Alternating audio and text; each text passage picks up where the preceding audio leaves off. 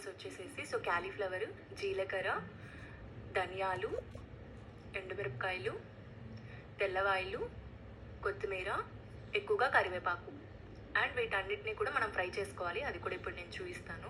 ఓకేనా.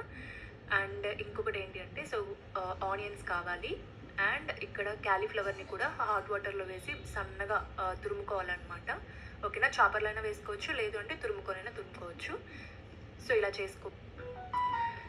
సో మనం ఏంటంటే స్టవ్ మీద ఇది స్టెయిన్లెస్ స్టీల్ అనమాట. So queen cookware, so 3 ply ఉన్నదనమాట. ఓకేనా.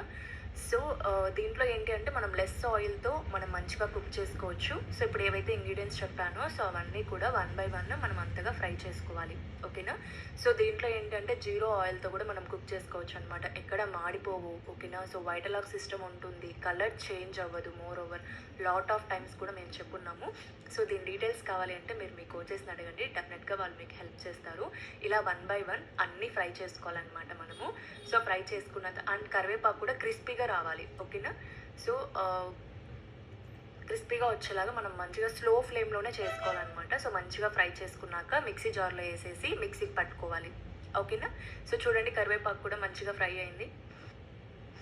సో మళ్ళీ ఇంకొక బాండి పెట్టుకొని ఓకేనా. సో కొంచెం ఆయిల్ వేసుకొని వేడైన తర్వాత సో పోపు దినుసులు వేసుకోవాలి, ఆనియన్స్. ఓకేనా.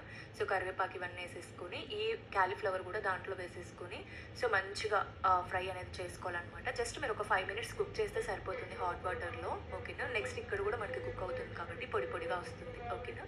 సో ఇలా ఫ్రై అయిన తర్వాత సో మంచిగా ఒక 5 మినిట్స్ లిడ్ పెట్టేసేసి ఉన్నారంటే ఇంకా మంచిగా కుక్ అవుతుంది. చూడండి మంచిగా పొడి పొడిగా ఉంది అండ్ కలర్ అనేది ఆనియన్ కలర్ అనేది కూడా ఎక్కువగా మనకి కలర్ అనేది చేంజ్ అవ్వలేదు. చూడండి అబ్జర్వ్ చేయండి. అండ్ లిటిల్ బిట్ ఆయిల్తోనే కుక్ చేస్తున్నాము. అండ్ ఇందాక పొడి చేసి పెట్టుకున్నాం కదా, అది మన స్పైస్కి తగినంత కలుపుకోవాలన్నమాట. ఓకే. సో కలుపుకున్న తర్వాత మళ్ళీ ఒక 5 మినిట్స్ మూత పెట్టేసేసి ఉంచాల్సి ఉంటుంది. ఓకేనా. అది మీ స్పైస్కి తగ్గట్టుగా కొంచెం ఎక్కువైనా వేసుకోవచ్చు, తక్కువైనా వేసుకోవచ్చు. ఓకే. సో దాని తర్వాత సర్వింగ్ బౌల్లోకి తీసుకోవడమే. యమ్మీ అండ్ టేస్టీ కరివేపాకు రైస్. ఓకేనా. డెఫినెట్గా ట్రై చేయండి. ఓకే. సో చాలా హెల్దీ కూడా. And thank you.